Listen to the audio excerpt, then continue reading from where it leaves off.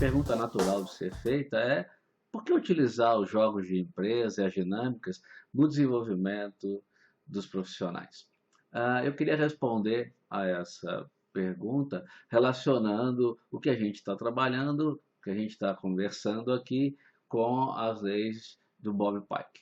O Bob, ele fundou um centro de treinamento onde ele trabalha técnicas criativas para o desenvolvimento de adultos. E ele colocou para a gente 4 princípios nesse processo de desenvolvimento, e eu queria relacionar esses princípios com o que nós estamos falando aqui sobre os jogos. Então, o primeiro princípio diz o seguinte: os adultos são crianças com corpos grandes. Nós somos competitivos por essência.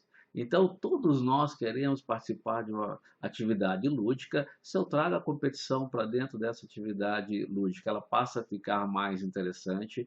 E no meio da competição, a gente deixa aflorar aquilo que a gente realmente é. A gente deixa aflorar os nossos pensamentos e os nossos sentimentos, porque a gente está tão preocupado em competir que a gente não controla essas emoções. E a partir daí eu posso efetivamente trabalhar aquilo que aconteceu durante o jogo, durante a dinâmica que a gente está praticando.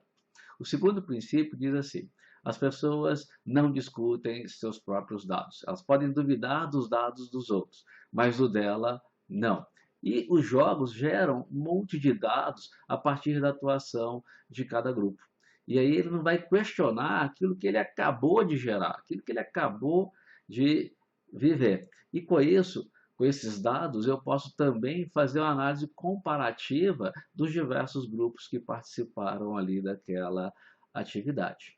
O terceiro princípio, ele fala o seguinte: o aprendizado é diretamente proporcional à quantidade de prazer e alegria que nós temos. Então, se eu participo de uma atividade prazerosa, se eu sinto alegria em estar ali, a minha chance ou a minha retenção de conhecimento, ela é muito maior. A chance de eu transformar esse conhecimento em habilidade aumenta mais ainda, porque eu vou ter interesse em querer fazer. E quem não gosta de jogar? Quem não se diverte em uma atividade lúdica, em um jogo bem estruturado e bem conduzido?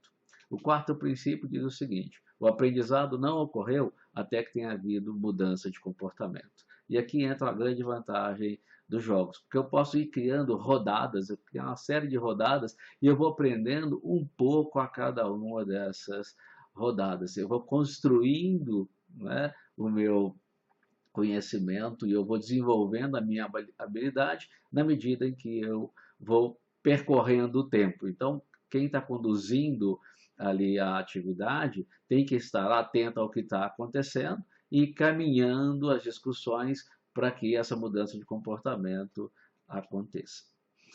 Eu trouxe mais uma frase aqui, ela estava numa avaliação de reação em um dos cursos que a gente deu lá no IETEC, curso de pós-graduação, e o Davidson diz o seguinte: o professor criou formas de trazer o conteúdo educacional em dinâmicas, deixando as aulas mais divertidas, fixadoras e aplicáveis. O que ele está fazendo? Ele está testemunhando tudo isso que a gente acabou de falar da aplicação das leis do Bob Pike. Nosso desafio, então, é qual?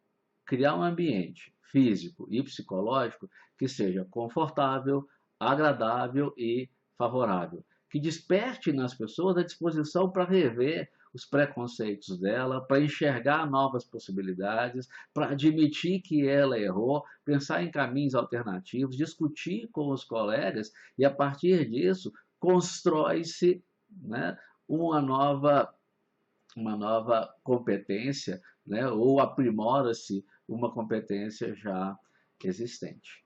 Outra frase de aluno que comprova isso, também da nosso curso de pós-graduação do IETEC, é o seguinte: com a sua didática extrovertida, mas com muito profissionalismo, o professor vem revirando em nossas mentes valores muitas vezes perdidos pela automatização do ser humano.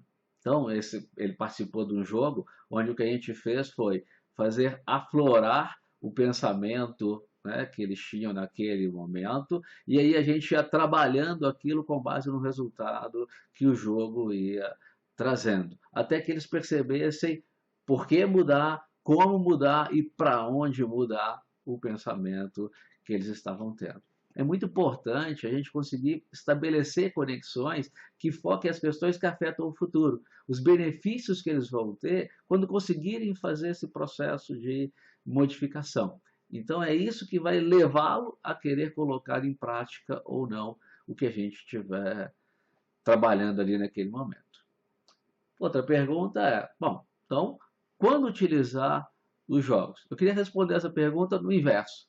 Seria quando não utilizar os jogos e as dinâmicas no desenvolvimento dos profissionais. Só tem uma situação. Quando os participantes não sentem vontade de aprender. Eu acredito, né, minha experiência me mostra, que não adianta querer ensinar quem não está disposto a aprender. Eu só consigo ensinar para quem está disposto a aprender. Tem que ter o mínimo de disposição. Se não tiver, não adianta, né, não é o momento de trabalhar com aquela pessoa. Nas demais condições, né, a gente pode escolher o jogo ou a dinâmica que for mais adequada naquele momento e adequar a dosagem e a profundidade que eu vou trabalhar, o tempo que eu vou trabalhar e assim por diante. Então, o único, né, senão, da aplicação dos jogos e das dinâmicas seria quando a pessoa não quer aprender.